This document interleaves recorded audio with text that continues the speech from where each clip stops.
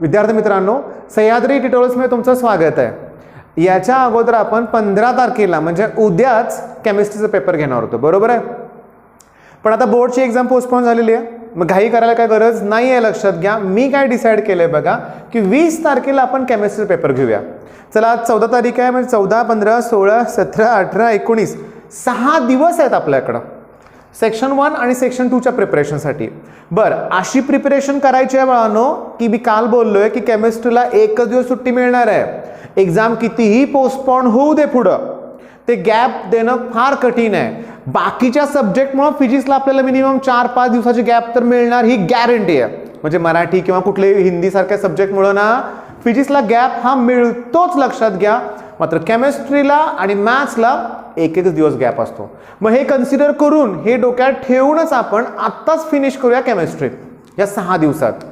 Daily lectures तुम्हाला provide करेन, आज संध्याकाळी पण एक लेक्चर तुम्हाला नक्की मिळेल। पण पहिली गोष्ट एक लक्षात घ्या की सेक्शन 1 म्हणलं की नाही काय टाळलं जातं, न्यूमेरिकल्स।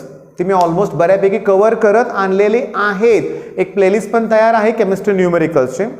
आणि सेक्शन 2 म्हणलं की रिॲक्शन्स। ओके, आता मी तुम्हाला सजेस्ट काय करतोय की पुढच्या 6 दिवसात मी हा पार्ट तर ऑलरेडी मी कव्हर केलेलाच आहे। ओके, त्यातला 1-2 टॉपिक राहिले असतील तर ते पण कव्हर करेन, पण मी हे 2 सोडून बाकीच्या गोष्टी मी कव्हर करून दाखवेन तुम्हाला, की जेणेकरून त्याच्या बेसिसवर तुम्ही चांगला स्कोअर मिळवू शकता। बर, गेल्या वेळेस मॅथ्सच्या पेपरला माझ्याकडून चूक काय झाली की मी इथल्या रयत शिक्षण संस्थेचा पेपर दिला बरं का। पण मी लास्ट टाइम पण मी मान्य केले ते की नंतर माझ्या लक्षात आलं की रयत पूर्ण महाराष्ट्रात आहे, लक्षात घ्या। आणि त्याच्यामुळे सगळ्यांकडे तो पेपर होता, पण यावेळेस मी तशी चूक करणार नाही, लक्षात घ्या। पेपर नवीन असेल किंवा मी तयार करेन, ओके, एक रेफरन्स पेपर घेऊन कुठला तरी त्याप्रमाणे तयार नक्की करेन। आता मुद्दा असा उरलाय की सेक्शन 2 मध्ये आता मी तर तुम्हाला म्हणलं ठीक आहे रिॲक्शन्स नाहीत करायच्या, मग करणार काय तुम्हाला सांगू का। ट्रान्झिशन आणि इनर ट्रान्झिशन एलिमेंट मध्ये हा फॉर्म्युला कोणता आहे सांगा। ओके, n × ब्रॅकेट n+2 बोहोर्स मॅग्नेटॉन हा एक फॉर्म्युला आहे। कोऑर्डिनेशन कंपाऊंड मध्ये हा कुठला फॉर्म्युला आहे सांगा, इफेक्टिव्ह ॲटॉमिक नंबर काय सांगा, Z-X+Y, बरोबर ना, Z-X+Y। ओके, बर, याच्यातच पुन्हा कलर ऑफ द कंपाऊंड्स आहे, लॅन्थेनाइड कॉन्ट्रॅक्शन आहे, डेफिनेशन्स आहेत, डिफरन्स आहेत, या 2 टॉपिक मध्ये म्हणूया आपण। ओके, मेन पॉइंट काय मग याचं वेटेज पण काय कमी नाही आहे। कुठले टॉपिक, ट्रान्झिशन आणि inner transition, coordination compound, polymer, biomolecules. बाळांनो, रिॲक्शन फक्त 4च टॉपिक मध्ये आहेत, हॅलोजन डेरिव्हेटिव्ह, अल्कोहोल फिनॉल इथर, aldehyde ketone, carboxylic acid, okay, आणि कुठलं रे, अमाइन। 4च टॉपिक आहेत। बर, शेवटी 20 तारखेच्या अगोदर मी रिॲक्शन पण तुम्हाला कव्हर करून देतो ना, त्यामुळे काहीही काळजी करायची नाहीये, फक्त अभ्यासाला सुरुवात करा। आता झालंय काय बघा की क्रॅश कोर्सच्या ऍडमिशनमुळे ना व्हिडिओ तयार करायला जमले नाही 2-3 दिवस।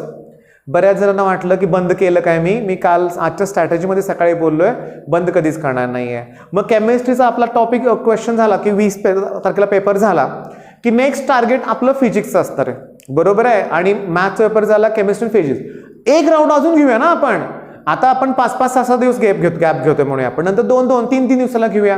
नंतर एक तर काय करूया की फिजिक्सचा पेपर झाल्यानंतर 1 दिवसात केमिस्ट्री जमतोय का ते पण बघूया आपण। म्हणजे मी बोर्ड पर्यंत या चॅनलवर तुम्हाला मदत करायला आहेच।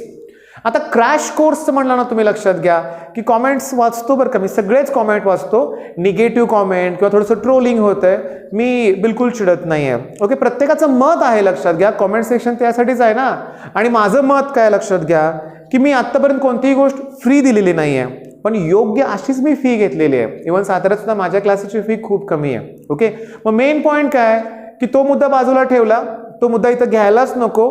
कॉमेंट्समध्ये तुम्हाला काय पाहिजे ते सांगा, मी ते तुम्हाला देण्याचा प्रयत्न करेन। मग आता वेळ न घालवता काय करूया माहिती आहे का, आपण एक पेपर घेऊया, ओके, कुठल्या तरी वायसीज असेल किंवा PYQs असेल, आणि मी त्याचं तुम्हाला अनालिसिस करून दाखवतो की रिॲक्शन आणि न्यूमेरिकल सोडून आपल्याला किती मार्क मिळवता येतात। लगेच आता आपण पेपर बघू।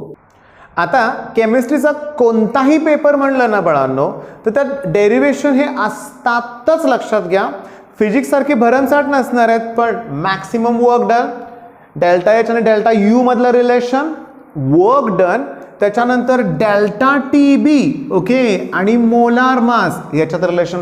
बाकीचा फॉर्म्युला तुम्हाला आठवतो ना, 1000, पुढे काय होतं आठवा, के बी W2 आणि खाली W1. मग तुम्हाला relation between elevation in boiling point आणि मोलार मास ऑफ सॉल्यूट. तसं फ्रीजिंग पॉईंटचं पण आहे, delta T B equals to delta T F आणि त्या M2 हे रिलेशन. म्हणजे तुम्हाला ना एक्सप्रेशन्स तर करायचेच आहेत. दुसरी महत्त्वाची गोष्ट म्हणजे मी तुम्हाला सांगू का, रिॲक्शन्स तुम्हाला गंमत सांगू का, मी मगाशी बोललो की नाही करणार म्हणून, पण मी जेव्हा पेपर तयार करणार तुमच्यासाठी 20 तारखेला ग्लुकोज किंवा फिनॉल रिॲक्शन मला घ्यायचे आहे आणि डेरिव्हेशनमध्ये हे पण आहे इंटिग्रेटेड रेट लॉ. आता हे जे प्रश्न सगळे दिसत आहेत ना, हे एकाच पेपरमधले आहेत. मग एकाच पेपरमध्ये इंटिग्रेटेड रेट लॉ पण आहे, डब्ल्यू मॅक्स पण आहे, डब्ल्यू पण आहे, कॉन्टॅक्ट प्रोसेस पण आहे. आता कॉन्टॅक्ट प्रोसेस कशासाठी आहे, मॅन्युफॅक्चरिंग ऑफ H2SO4. कॅटलिस्ट कुठला वापरतात, व्हॅनॅडियम पेंटॉक्साइड. मग सल्फर तुम्हाला आठवत आहे, सल्फर डायऑक्साईड, नंतर सल्फर ट्रायऑक्साईड, ओलियम आणि शेवटी H2SO4. ओके, आता मुद्दा असा आहे की मी तुम्हाला काय बोललोय बघा, असले प्रश्न आपल्याला हवे आहेत. इथं काय विचारलंय याचं फक्त IUPAC नॉमेनक्लेचर येणार परीक्षेत. एक तरी क्वेश्चन IUPAC नॉमेनक्लेचरचा असणारच आहे. ओके, त्याच्यानंतर याचा ना Fe ऑक्सिडेशन स्टेट विचारलं तर समजून घ्या. Fe oxidation state, oxidation number X मानूया आपण. लिगँड्स तेलाचे अटॅच आहेत ते 6 आहेत. नायट्राइल ग्रुप आहे, म्हणजे त्याच्यावर चार्ज किती असणार आहे, -1. That equals to total charge. आता टोटल चार्ज कुठं असतो माहिती आहे का, जी ब्रॅकेट दिले ना, ब्रॅकेट रेस टू किती आहे, 4- तो टोटल चार्ज. म्हणजे मी इक्वल टू काय लिहिणार, -4. हे सगळं आपल्याला ना 11th स्टँडर्डमध्ये झाले, रेडॉक्स रिॲक्शन. समजा मी तुम्हाला H2SO4 दिलं, समजून घ्या, याला ब्रॅकेट द्यायची नाही आहे मला, समजून घ्या. हे कॉम्प्लेक्स कंपाऊंडमध्ये ब्रॅकेट दिलंय. आता H2SO4 रेस टू काहीच नाही आहे, म्हणजे ज्यांचं बेसिक कच्चं आहे ना त्यांना माहिती असतं रेस टू काही नाही ना, म्हणजे असं वाटेल 1 असणार आहे. ते मॅथ्समध्ये बरोबर आहे की इथं नाही आहे. चार्जेसच्या बाबतीत रेस टू काहीच नसेल तर 0 घ्यावा लागतो. आता मला सांगा 6 × 1 किती, 6 -6 काय होतील, +6. 6 - 4 किती येणार आहे, 2. झालं, 1 मार्क आरामात मिळाला. म्हणजे बघा IUPAC नॉमेनक्लेचर, याचा ऑक्सिडेशन स्टेट. आता X ची व्हॅल्यू जमली तर इफेक्टिव्ह ॲटॉमिक नंबर तुम्हाला जमणारच ना, आलं का ध्यानात. मेन पॉईंट काय, फंक्शन्स ऑफ सॉल्ट ब्रिज इलेक्ट्रोकेमिस्ट्रीमध्ये, बरोबर ना. 2 सेलला कनेक्ट करतो, इन्व्हर्टेड U ट्यूब असतो, त्यात कुठलं जेल असतं, सोल्युशन कुठलं असतं, हे सगळं वाचा.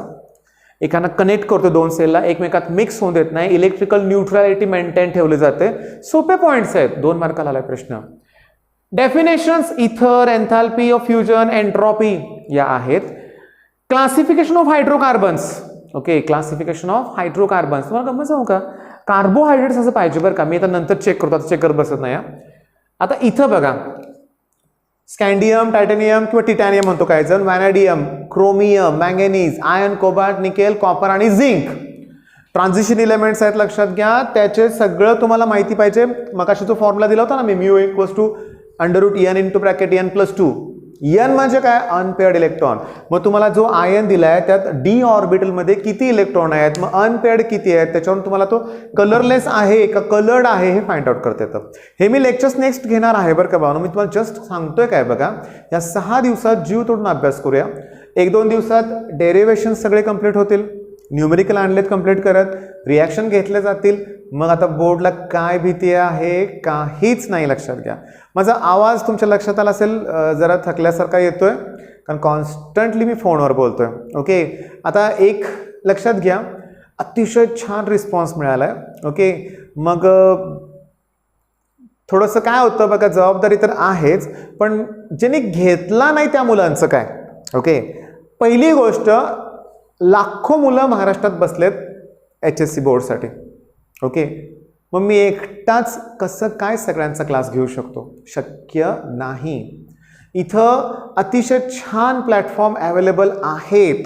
ओके, मग माझ्याकडं आला तोच चांगला, मग माझ्याकडं नाही आला तो माझा नाही आहे असं वागून कसं चालेल, असं कोणीही वागू शकत नाही, लक्षात घ्या. कारण एकाच वेळेस एकटाच म्हणून सगळ्या गोष्टी करू शकत नाही. बरं, एक मुद्दा असा आहे, मुद्दा महत्त्वाचा, की ज्यांना माझं शिकवणं आवडतं, ज्यांना वाटतंय चला ठीक आहे या सरांकडे शिकायचं आहे, मला ह्यांचं समजतंय, अशांचं स्वागतच आहे. अशी मुलं काहीच विचारत नाहीत बाळांनो, ते फक्त म्हणतात सर जॉईन कसं व्हायचं सांगा, आम्ही फी भरतो. ओके, फीज डिक्लेअर करायला काही हरकत नाही. या महिन्याची मी 1500 रुपये फी सांगितलेली आहे. ओके, आणि नेक्स्ट जेव्हा बोर्ड नंतर क्रॅश कोर्स स्टार्ट होईल ना बाळांनो, ओके, त्यावेळेस कसं आहे, किती दिवस अवेलेबल आहेत त्याच्यानुसार किती फीस घ्यायची हे आम्ही ठरवणार आहे. महिन्याला 1500 नाही बाळांनो, मॅक्स टू मॅक्स 3500 पेक्षाही कमीच फी असणार आहे. ओके, 3300 असेल ना तर 3000च असेल. ओके, आम्ही त्यात सॅटिस्फाईड आहोत, लक्षात घ्या. सगळ्यात महत्त्वाचं म्हणजे काय की तुमचा रिस्पॉन्स हवा आहे. ओके, तुमचा रिस्पॉन्स हवा आहे. तुम्ही सांगा तरी तुम्हाला काय हवं आहे. केमिस्ट्रीच्या बोर्डची प्रिपरेशन 6 दिवसात फिनिश करायची. तोपर्यंत मग काय होणार की माझे मॅथ्सचे लेक्चर्स होणार नाहीत किंवा फिजिक्सचं होणार नाही असं पण नाही. एक सब्जेक्ट घेऊन कसं काय बसू आपण. फिजिक्ससाठी पण एखादा व्हिडिओ अपलोड करेन ना मधून IMP क्वेश्चन्स कुठल्या टॉपिकचे राहिलेत ते देईन मी. ओके, प्लीज माझ्यावर नाराज होऊ नका. म्हणजे सकाळ तुम्हाला सांगू का, एका मुलाचं कॉमेंट असं होतं की सरा मॅन विथ 0 हेटर्स असं लिहिलं होतं. ओके, मग प्रथमेशने लगेच कॉमेंट केलं होतं की आय एम हेटर of this Mahesh sir. Okay, मग मी त्याला कॉल करायला रिक्वेस्ट केली होती. मला ना ओके माझ्या काही गोष्टी चुकत असतील तर इम्प्रूव्ह करायच्यात बरं का. जगात कोण परफेक्ट नसतं, लक्षात घ्या. मी तयारच आहे, माझ्यात चांगले बदल करायला तयार आहे. माझ्या जुन्या स्टुडंटना माहिती आहे गेल्या 3 वर्षात मी किती बदललोय, खूप बदललोय आणि आनंदी जीवन जगतोय.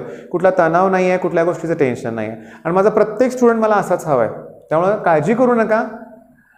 थकलोय थोडंसं म्हणून जरा वेळेवर होत नाही आहे. पालक भेटायला येतात आणि आज कसं आहे उद्यापासून लॉकडाऊन, त्यामुळे आजच बरेचसे पालक भेटायला आले. काहींना फीस भरायची होती नेक्स्ट इयरसाठी. ओके, ते आले, मग त्यांच्याशी बोलण्यात ह्यात, त्यामुळे लेक्चरला थोडासा पोस्टपोन होत गेलं. पण 6 दिवसात मी केमिस्ट्री नक्की कंप्लीट करेन. ओके, मग बेस्ट ऑफ लक. धन्यवाद.